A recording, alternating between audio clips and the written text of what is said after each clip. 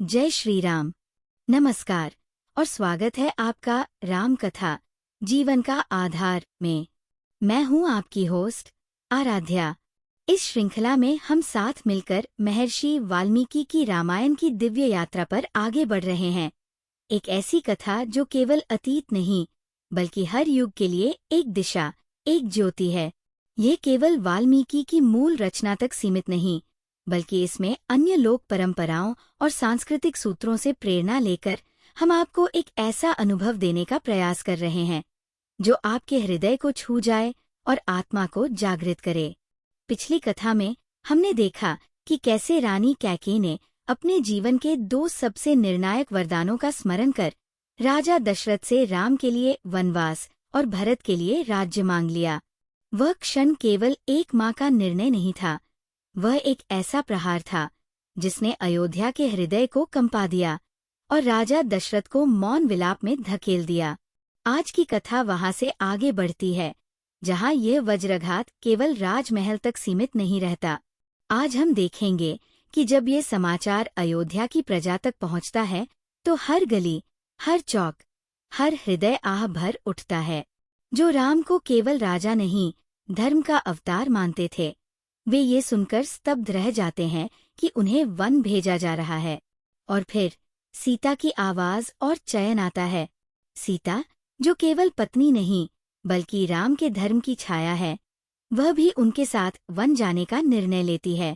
आज की कथा में आप सुनेंगे जनता की करुण पुकार, माता कौशल्या का वियोग और सीता का अडिग निर्णय, जो ये दर्शाता है कि जब धर्म के रथ पर राम चल पड़ते हैं तो परिवार और समाज दोनों उनके साथ हो लेते हैं।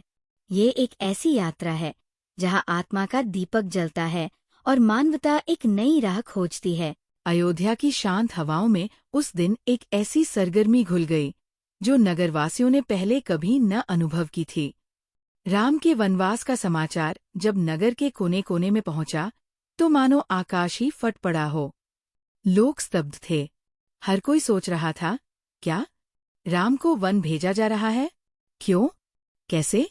ये कोई युद्ध की पराजय नहीं थी, न कोई दैवी आपदा। ये उस समय की बात थी जब सभी दिशाएं शुभ थीं। राज्योत्सव की तैयारी थी, मंगलध्वनि और वीणा के स्वर गूंज रहे थे। अयोध्यावासी राम के राज्याभिषेक की बाट जोह रहे थे। लेकिन जब समाचार मिला कि उन्हें राजसिंहासन नहीं, वनवास प्राप्त हुआ है, तो सबका दिल टूट गया।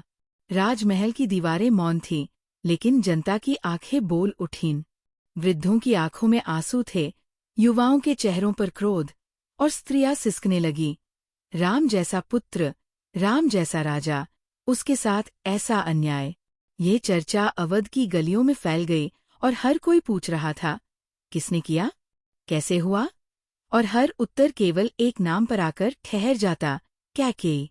कुछ ने उसे दोषी ठहराया तो कुछ ने कहा, नारी यदि चाहे तो सहार कर दे और यदि चाहे तो संसार सवार दे।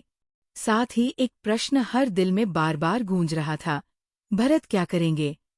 अभी तो वे कैकेय देश में थे, अपने मामा के यहाँ। उन्हें ये निर्णय ज्ञात भी नहीं था। लेकिन जनता जानती थी, भरत केवल राम के छोटे भाई नहीं हैं, वे तो राम के चरणों में निष्ठा की मूर्ति है। लोगों के बीच फुसफुसाहटें थी, क्या भरत राज्य स्वीकार करेंगे? क्या वे माँ के निर्णय के पक्ष में खड़े होंगे? क्या वे राजा बनेंगे? लेकिन हर प्रश्न का उत्तर, हर शक का समाधान, हर अधूरी आशंका एक ही वाक्य में समा जाता था। चाहे चंद्रमा अंगारे बरसाने लगे, चाहे अमृत जहर बन जाए, भरत तो क्या, उनकी परछाई भी राम के विरुद्ध कुछ सोच नहीं सकती। अवध के लोगों का मानना था कि भरत सिर्फ भाई नहीं, राम भक्ति का दूसरा नाम थे। वह दिन दूर नहीं जब वे लौटेंगे और जो भी अज्ञान या दुर्भावनाएं होंगी, वे अपने आचरण से उन्हें मिटा देंगे। लोग एक दूसरे को सांत्वना देते हुए कहते थे, अगर राम धर्म के अवतार हैं तो भरत उनका प्रतिबिंब है। ये परीक्षा सिर्फ राम की नहीं बल्कि भरत की भी है। धीरे धीरे अयोध्या की जनता को ये भी ज्ञात होने लगा कि ये वज्र समान निर्णय केवल कैकेयी की इच्छा नहीं थी, इसके पीछे कोई और था। और तब मंथरा का नाम सामने आया। जिस मंथरा की चालें वर्षों तक छाया में रहीं, वह अब खुले आकाश में सबकी दृष्टि में थी। लोगों ने उसे विनाश की दूत और कैकेयी की बुद्धि का भ्रष्टाचारी कहा। नगर की स्त्रियां उसे कोसने लगीं। जिसने राम जैसे पुत्र को वन भेजवाया वह राक्षसी ही हो सकती है। पर मंथरा अडिग थी। न तो उसके चेहरे पर पश्चाताप की रेखा थी, न आंखों में कोई कंपन। वह जानती थी कि वह जो चाहती थी वह घटित हो चुका है, और शायद उसी ठंडे गर्व के साथ वो हर श्राप, हर आक्रोश को सह रही थी। महल की कुछ बुद्धिमान और धर्मप्रायण महिलाएं ये सब देखकर चुप नहीं रहीं। उन्होंने रानी कैकेयी से भेंट की। उसके हृदय में जो विष मंथरा ने भरा था उसे प्रेम और विवेक से धोने का प्रयास किया। उन्होंने नम्रता से कहा, रानी, आपने ही तो वर्षों तक कहा था कि राम ही मेरे प्राण हैं, भरत से भी अधिक प्रिय। ये बात तो पूरे राज्य को ज्ञात है। आपने राम को सदा स्नेह, गौरव और आदर से देखा है, फिर आज किस अपराध के लिए उन्हें वन भेज रही हैं? आप कभी ईर्ष्यालु नहीं रहीं। आपकी सौम्यता, आपकी श्रद्धा पूरे देश की स्त्रियों के लिए उदाहरण रही है। फिर आज राम ने कौन सा अपराध कर दिया जो आपने संपूर्ण अयोध्या को ही शोक की ज्वाला में झोंक दिया? क्या सीता अपने पति को छोड़ देंगी? क्या लक्ष्मण बिना राम के जीवित रह पाएंगे? क्या भरत राम के बिना अयोध्या का राज्य भोग पाएंगे? और क्या राजा दशरथ राम के वियोग में जीवित रह पाएंगे? मत भूलिए, न सीता यहाँ रहेंगी, न लक्ष्मण, न भरत राज्य करेगा और न राजा जीवित रहेंगे। सब कुछ छिन जाएगा। फिर उन्होंने सधी हुई वाणी में सुझाव भी दिया, रानी, भरत को युवराज बना दीजिए। परंतु राम का वन में क्या काम? राम को राज्य की भूख नहीं है, वे तो धर्म के मूर्त रूप है। यदि आपको ये भय है कि वो भरत के राज्य में बाधा बनेंगे, तो उनसे ये वर मांग लीजिए कि वे गृह छोड़कर गुरुकुल या आश्रम में निवास करें, पर वनवास मत दीजिए। और यदि यह सब किसी मजाकवश हुआ हो तो अभी स्पष्ट कह दीजिए। ये कौन सा पुत्र है जो वनवास योग्य हो? आपको लेकर समाज क्या कहेगा? उठिए रानी, वही कार्य कीजिए जो इस नगर के दुख और आपके कलंक का अंत कर दे। अपनी जिद छोड़िए और राम को वन जाने से रोकिए। अयोध्या राम के बिना वही होगी जो दिन बिना सूर्य, रात बिना चंद्रमा और शरीर बिना प्राण होता है, लेकिन हर शब्द जैसे किसी पत्थर पर पड़ता था। रानी कैकेयी की आंखों में न तो पश्चाताप था, न संशय। उनका चेहरा कठोर था और उनका हृदय मंथरा की चालों में बंध चुका था। हर सलाह, हर भावना, हर निवेदन व्यर्थ हो गया, और अयोध्या, जो कभी आनंद और मंगल से गूंजती थी, अब शोक और स्तब्धता की छाया में डूबती चली गई। उधर जब अयोध्या में शोक की लहर फैल रही थी, राम अपने स्वभाव के अनुरूप शांत और निश्चल थे। राजमहल के भीतर वह अपनी माता कौशल्या के कक्ष की ओर बढ़े, पर उनके मन में न कोई चिंता थी, न कोई पश्चाताप था, बल्कि एक हल्का सा मानसिक सुकून था। सदा से परंपरा रही है कि ज्येष्ठ पुत्र को ही राज्य मिले, पर क्यों? क्या केवल जन्म का क्रम ही नेतृत्व की योग्यता तय करता है? राम मन ही मन मुस्कुराए और सोचा, आज मुझे उस परंपरा से मुक्ति मिल गई। उनके मन में ये दृढ़ विश्वास था कि भरत ही अयोध्या के लिए सबसे उपयुक्त राजा है, विनम्र, बुद्धिमान, धर्मनिष्ठ और निष्कलंक। उन्होंने सोचा, मैं वन में जाकर राजधर्म को एक दूसरे रूप में निभाऊंगा, और भरत यहाँ राजधर्म को पालेंगे। इन विचारों और एक आंतरिक शांति के साथ वे माता कौशल्या के कक्ष में प्रवेश करते हैं। कक्ष के भीतर माता कौशल्या उन्हें देखकर खिल उठीं। उनके मुख पर मंगल भाव था और आंखों में गर्व की चमक। माता कौशल्या ने राम को पास बुलाकर आशीर्वाद देते हुए कहा, आ गया मेरा राम। मुझे ज्ञात था कि राज्याभिषेक से पूर्व तू सबसे पहले मुझसे आशीर्वाद लेने आएगा। राम, तू सचमुच मेरे गर्भ की मर्यादा है। राम ने उनकी आंखों में देखा, वहां अभी भी अविज्ञता की मासूम चमक थी। उन्हें ज्ञात हो गया कि माता को अभी सच्चाई नहीं पता। वे धीरे से मुस्कराए और बोले, हाँ माँ, मैं राज्य का भार संभालने जा रहा हूँ, पर वो राज्य अयोध्या का नहीं, जंगलों का होगा। माता कौशल्या चौंक उठीं। क्या? राम ने शांत स्वर में कहा, माँ, एक निर्णय हुआ है और मैं उसे पूर्ण श्रद्धा से स्वीकार कर रहा हूँ। बहुत पहले पिता श्री दशरथ ने माँ कैकेयी को 2 वरदान दिए थे, जब उन्होंने युद्ध भूमि में उनकी रक्षा की थी। अब माँ कैकेयी उन वरों को मांग रही हैं। पहला, कि भाई भरत को अयोध्या का राजा बनाया जाए, और दूसरा, कि मुझे 14 वर्षों के लिए वनवास दिया जाए।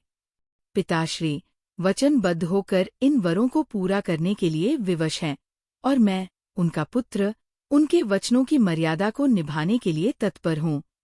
राम कुछ क्षण रुके, फिर अपनी सोच को साझा करते हुए बोले, माँ, मैं सदा से यही मानता आया हूँ कि सबसे बड़ा होना ही राजा बनने की योग्यता नहीं है। राज्य उसे मिलना चाहिए जो सबसे योग्य हो, जो धर्मनिष्ठ हो, सहनशील हो और प्रजा के दुख को अपने दुख से पहले रखे। भाई भरत उन सभी गुणों का आदर्श है।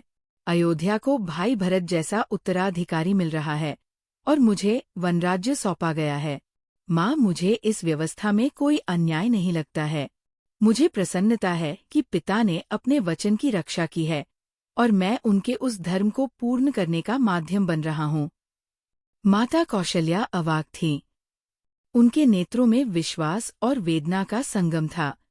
वह कुछ क्षण चुप रही, चाहती तो बोल सकती थी, विरोध कर सकती थी, अपमान पर अपना गुस्सा जाहिर कर सकती थी, लेकिन नहीं, क्योंकि उन्हें याद था कि वह एक रानी थी, राजा दशरथ की पत्नी, धर्म के आधार स्तंभ, और अब मर्यादा पुरुषोत्तम की माँ है। उन्होंने गहरी सांस लेते हुए कहा, बेटा, यदि ये तुम्हारे पिता का वचन है और तुमने उसे स्वीकार किया है, तो ये उचित है। यदि बेटा अपने पिता और परिवार का वादा निभाता है, तो यह माँ के लिए सौभाग्य की बात है। उनके शब्द शांत थे, पर हृदय भीतर ही भीतर कांप रहा था। ममता चीखना चाहती थी, आंखें बहना चाहती थीं, पर वे स्थिर बनी रहीं। राम ने माता कौशल्या के हाथ थाम लिए। माँ, मुझे ज्ञात है कि आपके भीतर कितना शोर है, पर मैं वचन देता हूँ, ये वनवास, ये राज्य का त्याग, ये केवल कुछ समय की बात है। एक दिन, जब मेरी तपस्या पूर्ण होगी और भाई भरत राज्य की प्रतिष्ठा को ऊंचाई पर पहुंचा चुके होंगे, तब मैं लौट कर आऊंगा। आप बस इतना कीजिए, माँ, कि मेरे लौटने तक अयोध्या में मेरे नाम की दीपशिखा जलाए रखिए। मेरे जीवन की ज्योति आप है। माता कौशल्या ने राम के मस्तक को चूम लिया। वह मौन थी, पर उनका आशीर्वाद उस दिन पूरे अयोध्या पर छाया बन गया। राम और माता कौशल्या के बीच वो भावनात्मक संवाद पूर्ण हुआ।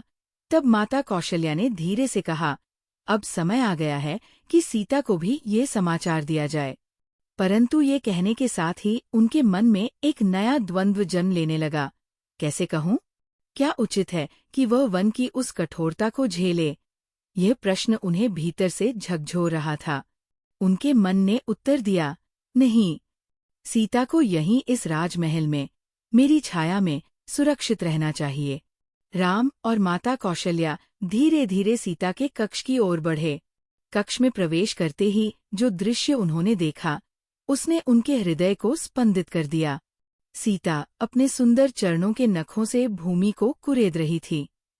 उस प्रक्रिया में पायल की मधुर रुंझुन वातावरण में गूंज रही थी और उनकी नेत्रों से अश्रु अनायास बह रहे थे। माता कौशल्या का हृदय भर आया। उन्होंने आगे बढ़कर सीता को गले से लगाते हुए कहा, प्रिय सीता, सुनो, तुम बहुत कोमल हो, न केवल तन से, बल्कि मन से भी। तुम्हें तो मैं सदा अपनी पलकों पर रखती आई हूँ। फिर उन्होंने विह्वल स्वर में कहना आरंभ किया, तुम्हारे पिता जनक राजाओं के मुकुटमणि हैं, तुम्हारे ससुर सूर्यवंश का सूर्य है, और तुम्हारा पति वह चंद्रमा है, जो इस वंश रूपी कुमुदवन को शीतलता और जीवन देता है। तुम्हारे रूप में मुझे एक ऐसी पुत्रवधू मिली है, जो सुंदरता, गुण और गरिमा से परिपूर्ण है। मैंने तुम्हें प्राणों से भी अधिक स्नेह किया है। तुम्हें अपने स्नेह के जल से सींच कर कल्पवृक्ष की तरह पाला है। लेकिन आज मैं तुझे एक ऐसा समाचार देने आई हूँ, जो मेरे ही लिए असहनीय है। राजा दशरथ ने वचनबद्ध होकर राम को वन भेजने का निर्णय लिया है और भरत को अयोध्या का उत्तराधिकारी बनाया गया है। सीता एक क्षण के लिए मौन रह गई, फिर धीरे से राम की ओर देखा। वहां कोई शिकायत नहीं थी, केवल सहज स्वीकृति थी। फिर उन्होंने दृढ़ स्वर में कहा, राम जहाँ रहेंगे वही मेरा जीवन है। यदि वो वन जाएंगे तो मुझे भी उनके साथ जाना होगा। उनकी सेवा और संग के बिना मेरे लिए कोई भी सुख, कोई भी महल केवल सूनी दीवारों से अधिक नहीं है। माता कौशल्या स्तब्ध रह गईं। वह कुछ क्षण चुप रही, उनके होंठ कांप रहे थे। फिर उन्होंने मन ही मन सोचा, विधाता ने क्या सोचकर ये लिखा है, कोई नहीं जानता है। जब ये लता पुष्पित हो रही है, फल देने लगी है, सृष्टिकर्ता ने अपना मुख फेर लिया है। सीता ने कभी कठोर धरती पर पाँव नहीं रखा है, बस पलंग, गोद और झूले में रही है। मैंने उसे संजीवनी बूटी की तरह सहेजा है। वह तो यहाँ तक कभी ये भी नहीं कहती कि दीपक की बाती बदल दो। अब वही सीता कह रही है कि वह वन जाएगी। क्या ये संभव है? फिर माता कौशल्या राम की ओर मुड़ी और बोली, बेटा राम, यदि सीता घर में रहे तो मेरे लिए सहारा होगी। मैं उसे अपनी छाया में रख सकूंगी। उसकी उपस्थिति मुझे बल देगी। चकोरी जो चंद्रमा की किरणों का अमृत पीती है, क्या वह सूर्य की ओर देख सकती है? जंगल में सिंह, राक्षस और हिंसक पशु विचरते हैं। वहां तो कौलभील कन्याएं रहती हैं, जो कठोर स्वभाव की होती है। सीता जो चित्र में बंदर देख डर जाती है, वो असली जंगल में कैसे रहेगी? जो देवसरोवर के कमलवन में हंसिनी बनकर विचरती रही है, क्या वह किसी पोखर में कष्ट भोग सकेगी? राम, मैं सोचकर कह रही हूँ कि सीता घर पर रहेगी तो मेरे लिए सहारा बनेगी। ये उसके लिए भी अच्छा होगा। माता कौशल्या की ये वाणी किसी मृदुष हद में डूबी ममता और विवेक से भरी चेतावनी जैसी थी। राम ने ये सब अत्यंत शांति और विनम्रता से सुना। उन्होंने माँ के हाथ थामकर स्नेहपूर्वक कहा, माँ, आपकी चिंता सत्य है, पर मैं सीता को जानता हूँ। उसका प्रेम केवल सुख में नहीं, दुख में भी उतना ही स्थिर है। वह केवल पत्नी नहीं, मेरे धर्मपथ की संगिनी है। वो अत्यंत सक्षम है और अपना निर्णय स्वयं ले सकती है। हमारे लिए ये महत्वपूर्ण है कि हम उसे सभी संभावित कठिनाइयां बताएं और फिर वो निर्णय ले सकेगी। फिर राम ने सीता की ओर स्नेह से देखा। उनके नेत्रों में करुणा थी और वाणी में संयम का माधुर्य था। उन्होंने सीता का हाथ अपने हाथ में लेते हुए कहा, प्रिय सीता, मुझे पता है कि तुम मेरे साथ जंगल जाना चाहती हो।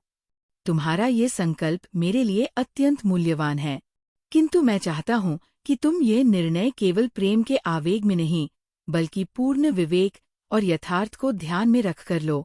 वन का जीवन सरल नहीं होता। वहाँ न तो राजमहल की सुविधा होगी, न दासिया, न शीतल शैया, न स्वादिष्ट भोजन होगा। वहाँ तो केवल कंदमूल होंगे, तपस्वियों का जैसा जीवन होगा।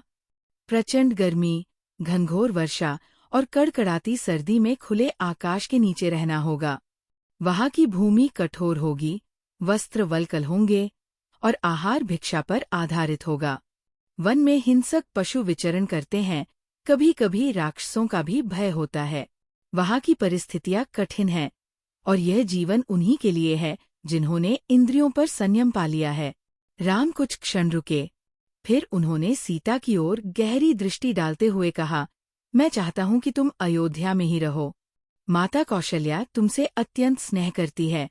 तुम्हारी उपस्थिति उन्हें मेरी अनुपस्थिति में सहारा देगी। तुम्हारा जीवन अधिक सुरक्षित और संतुलित रहेगा। तुम्हारा यहाँ रहना केवल आराम नहीं, बल्कि कर्तव्य भी होगा।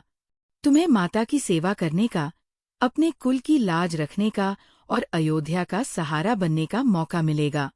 तुम मेरी पत्नी हो, लेकिन उससे पहले तुम एक स्वतंत्र और बुद्धिमती स्त्री हो। मैं चाहता हूँ कि तुम अपना निर्णय केवल हृदय से नहीं, अपितु मन, वचन और बुद्धि से लो। ये जीवन केवल भावना से नहीं, धैर्य और धर्म से चलता है। राम ने जब वन की कठिनाइयों का वर्णन किया और सीता को अयोध्या में रुकने की सलाह दी, तो सीता कुछ क्षण मौन रह गई। उनकी आंखें नम थीं। उनके अधरों पर कोई शब्द न आ सका। उनके भीतर जैसे कोई तूफान उठ खड़ा हुआ था। वह सोचने लगी, क्या मेरे राम मुझे छोड़कर वन चले जाएंगे? क्या ये वियोग सच हो सकता है? मन को बहुत बल देकर, आंसुओं को जबरन आंखों में रोके हुए धरती पुत्री सीता ने स्वयं को संयमित किया। उन्होंने धीरे से अपनी सास कौशल्या के चरणों में प्रणाम किया और हाथ जोड़कर दुखी स्वर में कहा, हे माता, यदि मुझसे कोई अनुचित वाणी निकल जाए तो कृपया मुझे क्षमा कीजिए। मेरे राम ने जो कहा वह मेरे हित के लिए ही कहा, परंतु मेरी अंतरात्मा ने ये जान लिया है कि पति से वियोग के समान इस संसार में कोई दुख नहीं है।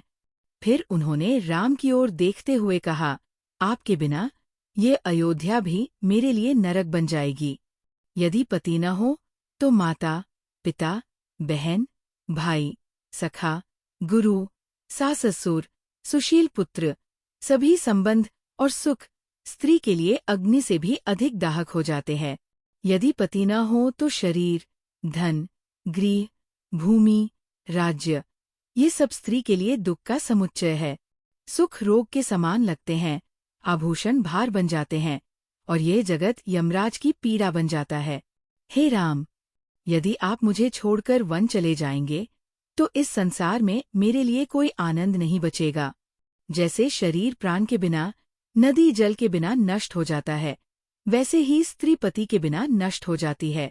आपका मुख देखकर, आपके संग रहने से मुझे सब सुख प्राप्त होंगे। वन के पशु पक्षी मेरे परिवार बनेंगे, पेड़ की छाल मेरे वस्त्र होंगे, पत्तों की कुटिया मेरे लिए स्वर्ग बन जाएगी। वन की देवी देवता मुझे सास ससुर के समान अपनाएंगे। आपने मुझे जो दुख और भय बताए वे सब मिलकर भी आपके वियोग की पीड़ा के सामने तुच्छ है। आपके साथ चलकर मार्ग में चलते हुए मैं थकान भूल जाऊंगी। मैं कोमल अवश्य हूँ, परंतु क्या केवल भोग मेरे लिए हैं और तपाप के लिए? क्या मेरी नारीता मुझे आपके साथ चलने से वंचित कर सकती है? इतना कहकर सीता व्याकुल हो उठीं। उनके अश्रु अब संयम से बाहर बहने लगे। वे केवल शरीर से ही नहीं, शब्दों से भी वियोग सहन नहीं कर सकीं। राम उनकी दशा देखकर गहराई से समझ गए, यदि मैंने इन्हें यहाँ रोका तो ये केवल शरीर से ही नहीं, आत्मा से भी टूट जाएंगी। राम ने धीरे से सीता के आंसू पोंछे और स्नेह से कहा, प्रिय सीता, अब अपने इन विचारों को छोड़ दो। मेरे साथ चलने की जो इच्छा तुम्हारे मन में है वह आज से तुम्हारा अधिकार है। ये शोक करने का समय नहीं है, बल्कि अपने को दृढ़ करने का समय है। वन के लिए तैयारी करो। आज से हम दोनों राजा और रानी के रूप में नहीं, बल्कि धर्म और भक्ति के रथ पर सवार होकर जीवन की परीक्षा में प्रवेश कर रहे हैं। ये कहते हुए राम ने सीता को मधुर वचनों से सांत्वना दी, उसके अश्रुपूरित नेत्रों में दृढ़ता भर दी। फिर उन्होंने माँ कौशल्या के चरणों में सिर नवाया और उनका आशीर्वाद प्राप्त किया। माता कौशल्या की आंखों से अश्रु थमने का नाम नहीं ले रहे थे। उन्होंने कांपते स्वर में कहा, पुत्र, शीघ्र लौटना, लोगों का दुख दूर करना, और सबसे महत्वपूर्ण बात यह है कि जल्दी आना, ताकि ये क्रूर माँ तुम्हें भूल न जाए। फिर उन्होंने आकाश की ओर देखते हुए प्रार्थना स्वर में कहा, हे महादेव, क्या मेरी ये दशा फिर कभी बदलेगी? क्या मैं अपनी आंखों से इस सुंदर युगल को दोबारा देख सकूंगी? हे पुत्र, वह कौन सा शुभ दिन होगा, वह कौन सा पावन क्षण होगा जब तुम्हारी माँ जीवित रहते पुनः तुम्हारा मुख देखेगी? कब मैं फिर तुम्हें वत्स, लाल, रघुपति, रघुवर कहकर पुकारूंगी? कब तुम्हें आलिंगन में भरकर तुम्हारे अंगों को निहारा करूंगी? माँ की वाणी अब शब्दहीन हो गई थी। ममता की तीव्रता से वो इतनी व्याकुल हो चुकी थी कि उनका गला भर आया और शब्द रुक गए। उनके प्रेम और पीड़ा की कोई सीमा नहीं रह गई थी। राम ने आगे बढ़कर उन्हें अपनी बाहों में भर लिया और विविध मधुर शब्दों से उन्हें धैर्य बंधाया। उस क्षण का वह भाव, वह वात्सल्य, वह समय किसी भी शब्द में बांधा नहीं जा सकता। फिर सीता ने धीरे से माँ कौशल्या के चरणों को स्पर्श किया। उनकी वाणी करुणा से भरी थी। हे माता, सुनिए, मैं बड़ी अभागिनी हूँ।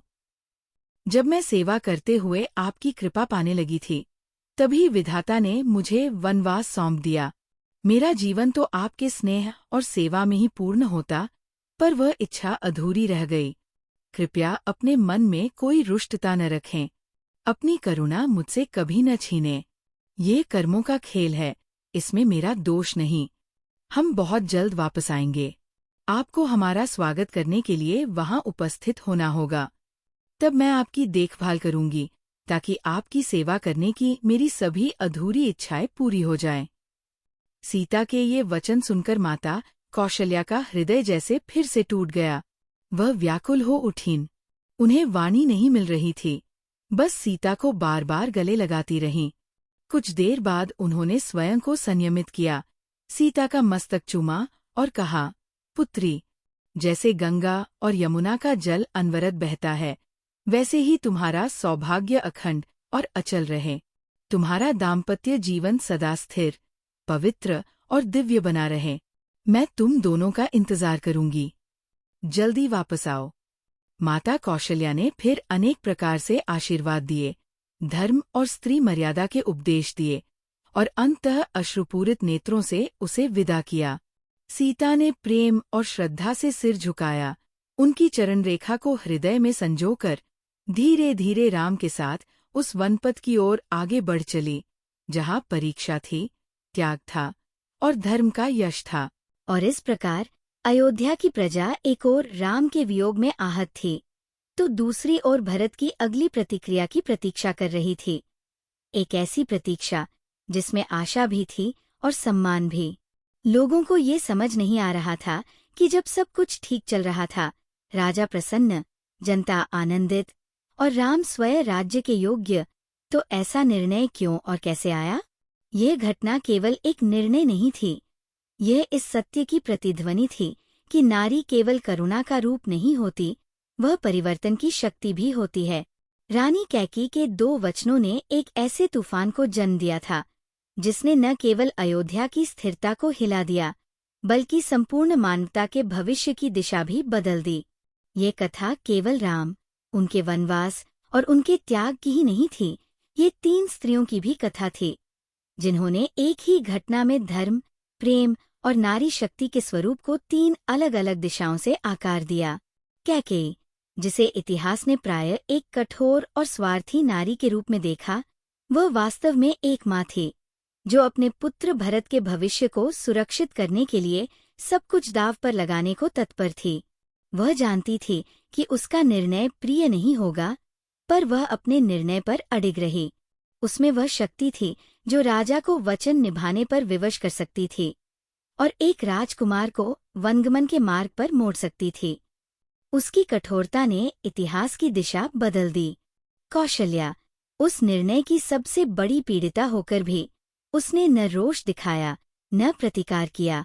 उसने अपने पुत्र राम को धर्म के पथ पर बढ़ते हुए देखा और अपने हृदय को पीड़ा से भरा पाकर भी संयम, मर्यादा और मातृत्व की गरिमा बनाए रखी। वो स्तंभ बनी, जिसके आशीर्वाद ने राम और सीता को वनगमन की राह पर आत्मबल दिया।